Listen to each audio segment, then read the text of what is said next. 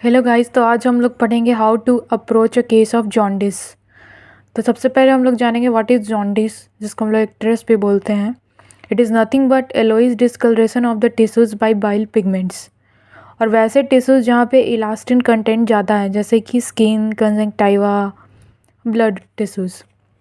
So what is the normal serum bilirubin levels? Normal serum bilirubin levels is less than 1 mg per dl। और ये clinically recognisable तब होता है जब serum bilirubin है 2 से 2.5 mg पर डीएल से ज़्यादा हो जाता है। तो हम लोग कौन कौन सा साइट्स होता है जहाँ पे एक टेरेस के लिए देखते हैं। तो सबसे पहले है कंजंक्टाइवा, नॉट स्क्लेरा। ओके, हम लोग स्क्लेरा नहीं बोलेंगे, कंजंक्टाइवा होता है ये, अपर बल्बर कंजंक्टाइवा, क्योंकि यहाँ पे इलास्टिन कंटेंट ज़्यादा है, ना कि स्क्लेरा में। दूसरा हम लोग पैलेट में देखते हैं। तीसरा dorsum of tongue. Fourth palm and soles. And fifth is general skin. तो हम लोग जब भी ये एग्जामिन करेंगे, हम लोग नेचुरल लाइट में एग्जामिन करेंगे, क्योंकि अगर मान लीजिए हम एलोइस आर्टिफिशियल लाइट में एग्जामिन कर रहे हैं तो जो नेचुरल जो कलर होगा स्किन का वो भी हमको एलोइस लगेगा। और अगर हम ब्लू आर्टिफिशियल लाइट में एग्जामिन कर रहे हैं तो जो एलोइस है, मतलब कि जिसको बीमारी है एलोइस है, वो भी हम लोग को नॉर्मल लगेगा। तो लाइट में फ़र्क आ जाता है, इसलिए हमेशा जब भी हम लोग एक टेरेस एग्जामिन करेंगे तो वो नेचुरल लाइट में करेंगे। तो अब हम लोग कैसे डील करेंगे, कोई भी पेशेंट आ रहा है जॉन्डिस के साथ, तो सबसे पहले हम लोग प्रॉपर हिस्ट्री लेंगे, उसका फिज़िकल एग्जामिनेशन करेंगे, लैब टेस्ट करेंगे। ठीक है, तो लैब टेस्ट में क्या क्या रहता है, उसमें रहता है बिलीरुबिन कितना है, ALT, AST, ALP, prothrombin type, albumin, ये सारी चीज़ें रहती है जो कि हम लोग देखते हैं।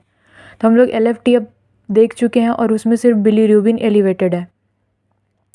तो बिलीरुबिन एलिवेटेड है तो वो दो तरह का हो सकता है, या तो इनडायरेक्ट होगा, नहीं तो डायरेक्ट होगा।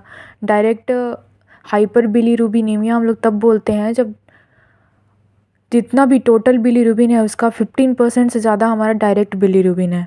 और हम लोग इनडायरेक्ट तब बोलते हैं जब डायरेक्ट 15% ऑफ टोटल से कम है। तो डायरेक्ट में डॉक्टर होता है ड्यूबिन जॉनसन और रोटर सिंड्रोम, दो ही आता है डायरेक्ट में, एक होता है ड्यूबिन जॉनसन और एक होता है रोटर सिंड्रोम। इनडायरेक्ट का काफ़ी कॉज है, इनहेरिटेड में गिलबर्ट और क्रिगलर नेज़लर सिंड्रोम है। हीमोलाइटिक कॉज हो सकता है, इनइफेक्टिव इरिथ्रोपोएसिस, और ड्रग्स में रिफाम्पिसिन एंड प्रोबेनेसिड। अब चलिए हम लोग चलते हैं, मान लीजिए LFT देख रहे हैं, अगर बिलीरुबिन के साथ और भी अदर लीवर टेस्ट जो कि है वो एलिवेटेड है तो यहाँ पे हम लोग R वैल्यू देखते हैं। R वैल्यू क्या होता है, so R value is equal to ALT value by upper limit of normal for ALT by ALP value divided by upper limit of normal for ALP। जैसे मान लीजिए एग्जांपल ले लेते हैं, ALT 120 है और अपर लिमिट ऑफ नॉर्मल 40, ALP अभी हम लोग एग्जांपल में 220 लेते हैं, उसका अपर लिमिट ऑफ नॉर्मल 110 होता है। तो इसको हम डिवाइड कर लेंगे 120 बाई 40 एंड 220 110, ये 1.5 आता है। तो R वैल्यू अगर 5 से ज़्यादा है तो हेपेटोसेलुलर इंजरी हुआ है, अगर R वैल्यू 2 से कम है तो कोलेस्टेसिस हुआ है, और ये दोनों के बीच में है तो इसको हम लोग मिक्स्ड बोलते हैं। ठीक है, तो वही हम लोग R वैल्यू यहाँ पे देखेंगे।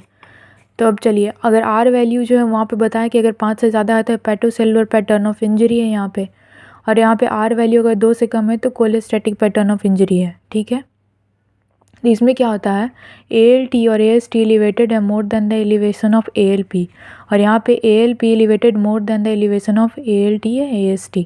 ठीक है, तो यहाँ पे हम लोग पहले डील करते हैं। मान लीजिए कोलेस्टेटिक पैटर्न है, यानी कि बाइल बन रहा है पर उसके फ्लो में ड्रेनेज में दिक्कत है, यहाँ पे हम लोग अल्ट्रासाउंड करके देख लेंगे।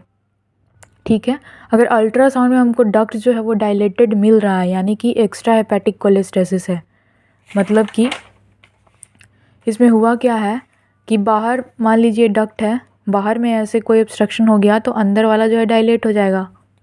तो वो किस में हो सकता है, ट्यूमर्स, गॉल स्टोन, सिस्ट। और अगर इंट्रा हेपेटिक ऑब्स्ट्रक्शन है तो हम लोग को USG में डायलेटेड नहीं दिखेगा, उसका कारण हो सकता है hepatobiliary infection, genetic factors, hormonal imbalance, disease, drugs. तो हम लोग अल्ट्रासाउंड में वही देखते हैं, डक्ट्स अगर डायलेटेड है तो एक्स्ट्रा हेपेटिक कोलेस्टेसिस है, तो इसके लिए हम लोग CT, MRCP, ERCP से रूल आउट कर लेंगे क्या है क्या नहीं है। अगर डक्ट्स डायलेटेड नहीं है तो इंट्रा हेपेटिक कोलेस्टेसिस है। इंट्रा हेपेटिक कोलेस्टेसिस का हो सकता है कॉज प्राइमरी बिलियरी कोलेंजाइटिस, तो हम लोग सेरोलॉजिक टेस्टिंग कर लेंगे, अगर उसमें माइटोकॉन्ड्रियल एंटीबॉडी मिल रहा है यानी कि ये प्राइमरी बिलियरी कोलेस्टेसिस है। बाकी और हम लोग हेपेटाइटिस वाला सेरोलॉजी भी कर लेंगे, हेपेटाइटिस ए, CMV, EBV का। अगर ये इसका रिजल्ट अगर निगेटिव आ रहा है तो हम लोग MRCP नहीं तो लीवर बायोप्सी करेंगे। अगर इसमें A में पॉजिटिव आया है तो हम लोग लीवर बायोप्सी करेंगे। अब हम लोग चलते हैं यहाँ पे हेपेटोसेलुलर पैटर्न में। हेपेटोसेलुलर पैटर्न में क्या होता है कि अगर ALTS T एलिवेटेड है more than the elevation of ALP, यानी कि हेपेटोसेलुलर पैटर्न ऑफ इंजरी है यहाँ पे। तो इसमें वायरल सेलुलॉजी हो सकता है, टॉक्सिकोलॉजी हो सकता है, एसिटामिनोफेन रिलेटेड यानी पैरासीटामोल पॉइजनिंग, विल्सन डिजीज़, एना, ऐसे में हम लोग देखेंगे। अगर रिजल्ट्स नेगेटिव आ रहा है तो एडिशनल वायरोलॉजी टेस्टिंग कर लेंगे। फिर भी रिजल्ट्स नेगेटिव आ रहा है तो हम लोग लीवर बायोप्सी कर लेंगे। तो ये चीज़ें हम लोग करते हैं टोटल, अगर कोई भी जॉन्डिस का पेशेंट आता है तो। एक यहाँ पे सवाल था कि जॉन्डिस अगर कोलिकी अब्डोमिनल पेन किसी को हो रहा है, इसका मतलब उसको गॉल स्टोन है। अगर जॉन्डिस के साथ उसको प्लूराइटिस है, पेल स्टूल है, तो उसको कोलेस्टेसिस है। तो क्या करेंगे हम लोग एक बार समराइज़ कर देते हैं। सबसे पहले उसका प्रॉपर हिस्ट्री लेंगे, फिजिकल एग्जामिनेशन करेंगे, उसका LFT करा के देखेंगे। अगर सिर्फ बिलीरुबिन एलिवेटेड है तो या तो डायरेक्ट हाइपर बिलीरुबिनेमिया होगा, नहीं तो इनडायरेक्ट हाइपर बिलीरुबिनेमिया होगा। अगर LFT के साथ ASTL TLP भी एलिवेटेड है तब हम लोग इसका R वैल्यू निकाल लेंगे।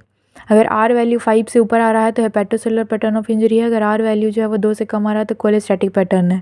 हेपेटोसेलुलर इंजरी मतलब कि हेपेटोसाइट खराब हो चुका है। यहाँ पे हेपेटोसाइट तो ठीक है लेकिन बाइल का फ्लो ठीक से नहीं हो रहा है। उसके लिए अल्ट्रासाउंड करके हम लोग देख लेंगे। अगर डक्ट डायलेटेड आता है तो एक्स्ट्रा हेपेटिक कोलेस्टेसिस है, अगर डक्ट डायलेटेड नहीं आता है तो इंट्राहेपेटिक कोलेस्टेसिस है। फिर इसको कैसे रूल आउट करेंगे उसका हम समझा चुके हैं। फिर यहाँ पे हेपेटोसेलुलर पैटर्न में हम लोग देखेंगे कि वायरल सीरोलॉजिस करके देखेंगे, टॉक्सिकोलॉजी को देख लेंगे, विल्सन डिजीज़ वगैरह रूल आउट करेंगे टेस्ट कर करके। अगर रिजल्ट्स नेगेटिव आ रहा है तो एडिशनल वायरसेस के लिए भी आप कर लो। अगर फिर भी रिजल्ट नेगेटिव आ रहा है तो फिर आप लीवर बायोप्सी कर लो, हो सकता है इसका कार्सिनोमा हो। ठीक है, तो यहाँ पे इतना ही था।